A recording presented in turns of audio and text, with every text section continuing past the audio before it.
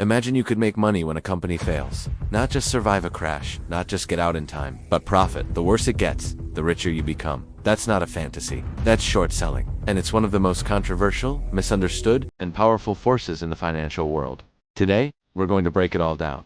What it is, how it works, why it matters, and how one famous short bet didn't just predict a market collapse, it helped cause one.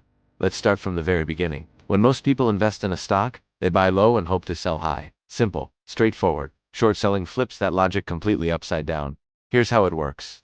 You believe a company, let's call it Acme Corp, is overvalued. You think the stock is trading at $100 a share, but in reality, it's only worth $40. So what do? You borrow shares of Acme Corp from a broker. You immediately sell those borrowed shares at $100 each, then you wait. If you're right, and the stock drops to $40, you buy the shares back at the lower price, return them to the broker, and pocket the $60 difference. That's a short sale. You profit from decline. Now, here's where it gets dangerous. When you buy a stock normally, the most you can lose is 100%. The stock goes to zero. You lose what you put in. But when you short a stock, there is no ceiling.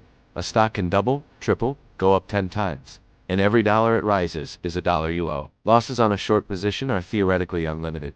That's what makes short selling one of the most high-stakes moves in finance. So who actually does this? Short sellers tend to fall into a few categories. First, there are hedge funds, sophisticated investors who use short positions to profit from overvalued companies or to hedge risk in a broader portfolio. Second, there are activist short sellers. These are the controversial ones. They do deep research, identify companies they believe are fraudulent or broken, take a short position, and then publish their findings to the world. Think of firms like Muddy Waters, Citron Research, or Hindenburg Research. These aren't just speculators, they're financial detectives, and their reports have exposed real fraud, collapsed billion-dollar companies, and sent executives to prison. Of course, they also profit enormously when the stock drops after their reports go public, which is why critics argue there's a massive conflict of interest. Are they serving the truth or the trade? It's both. And that tension is what makes short selling so endlessly fascinating. Now let's talk about the weapon that can destroy a short seller, the short squeeze. Here's the setup. A stock gets heavily shorted, a lot of big money is betting it's going down. But then something changes. Maybe the company announces a turnaround. Maybe retail investors on the internet decide, together, to push back. Suddenly, the stock starts rising. Short sellers start panicking. To limit their losses, they need to buy shares to close out their positions. But buying shares pushes the price higher, which panics more short sellers, who buy more shares, which pushes the price even higher. It's a feedback loop, a financial fire that feeds itself. This is exactly what happened with GameStop in January 2021. Hedge funds had shorted the stock heavily. Convinced the video game retailer was dying, users on Reddit's Wall Street Bets forum noticed the extreme short interest and coordinated a buying campaign. The stock went from under $20 to nearly $500 in a matter of days. Some short sellers lost billions. Melvin Capital, one of the hedge funds caught in the squeeze, reportedly lost over 50% of its value. The firm eventually shut down. It was a David versus Goliath story that captivated the entire world, and it showed that short selling isn't just a financial instrument, it's a social one that can ignite culture wars between Wall Street insiders and everyday people. Ever heard of a bet where you win when others lose? That's the risky, high-stakes world of short selling. Most people think of investing as buying a stock, hoping its price goes up, and then selling it for a profit. Buy low, sell high. Simple, right? Short sellers do the exact opposite. They bet that a company's stock is going to drop. They borrow shares, sell them immediately, and then hope to buy them back later at a much lower price. The difference is their profit. Sounds a bit upside down, doesn't it? But this isn't just a quirky financial strategy. It has shaken markets to their core and made and lost fortunes overnight. Let's dive into the controversial history of short selling, from the shadows of financial crises to the bright glare of social media. Who are the winners? Who are the losers? And is this practice a market necessity or a recipe for disaster? The modern story of short selling often starts with the 2008 financial crisis. You might remember the film The Big Short. It told the real-life story of a few investors who saw the housing market bubble for what it was, a disaster waiting to happen. While the rest of the world was optimistic, they placed massive bets against the market. They shorted the very financial instruments that were propped up by risky subprime mortgages. When the bubble burst, the global economy was plunged into chaos. Millions lost their homes, their jobs, their savings. But for these short sellers, they walked away with billions. This created a powerful narrative. Were they heroes who exposed the rot in the system, or were they vultures who profited from widespread misery? This question is at the heart of the debate. Proponents argue that short selling is essential for a healthy market. They say short sellers are like financial detectives. They have a powerful incentive to dig deep.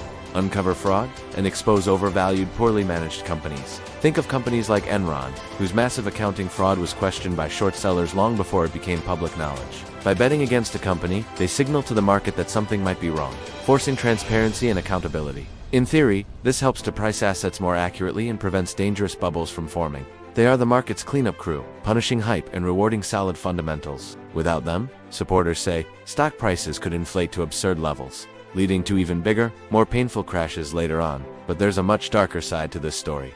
Critics argue that short selling can be a predatory, destructive force. Imagine you're a small, innovative company, you're doing everything right, but a powerful hedge fund decides to short your stock. They might release a negative report, spreading fear and doubt.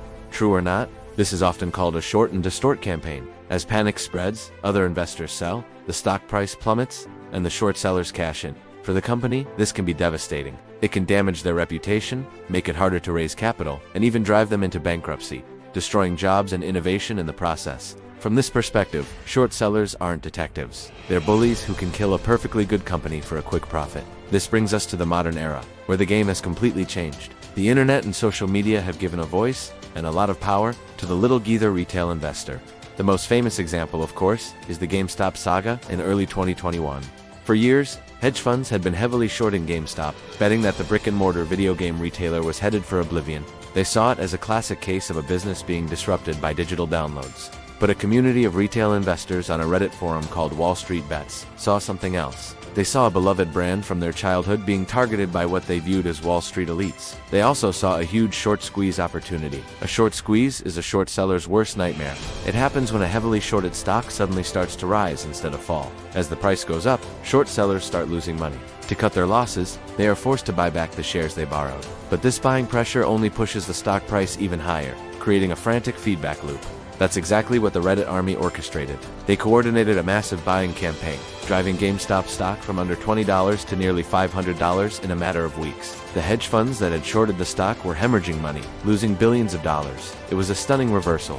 For the first time, a decentralized group of small investors had taken on Wall Street giants and won. The GameStop event was a watershed moment. It turned the tables and raised fundamental questions about market fairness. The retail investors saw themselves as David fighting Goliath, using the market's own mechanics to beat the pros at their own game. But the establishment had a different view. Some called it market manipulation, a dangerous bubble fueled by memes and social media hype, disconnected from the company's actual value. The controversy peaked when some trading platforms, like Robinhood, temporarily restricted the buying of GameStop and other meme stocks. Users were furious.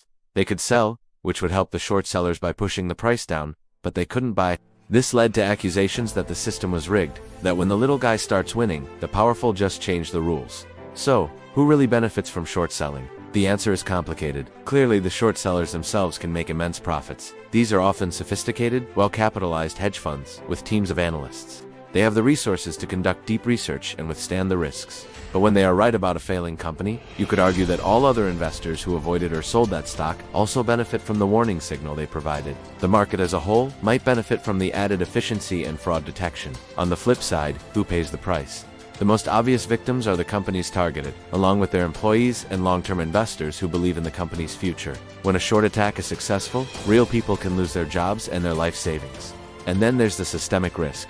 While a single short sale is just one bet, massive, concentrated shorting, especially with borrowed money or leverage, can create extreme volatility. The frantic rush to cover short positions during a squeeze can destabilize not just one stock, but the wider market. The GameStop saga showed how quickly things can spiral, leading to calls for more regulation, greater transparency around short positions, and even restrictions on the practice itself. Regulators are now grappling with how to adapt century-old market rules to a new world of commission-free trading, social media coordination, and a new generation of empowered investors. In the end, short selling remains one of finance's most controversial tools. Is it a mechanism for price discovery and corporate accountability, or a weapon for predatory attacks and market destabilization? The truth, as is often the case, probably lies somewhere in the middle. It has the potential for both good and ill. The story of short selling is really a story about power and financial markets. From the insiders who profited from the 2008 crash to the Reddit crowd that turned the tables in 2021, the battle over who gets to make the rules and who gets to win continues to evolve. As technology and society change, so will this high-stakes game of betting on failure. What do you think? Is short selling a necessary evil, or should we rethink its place in our markets? Let me know your thoughts in the comments below. Thanks for watching, and don't forget to subscribe for more deep dives into the world of finance.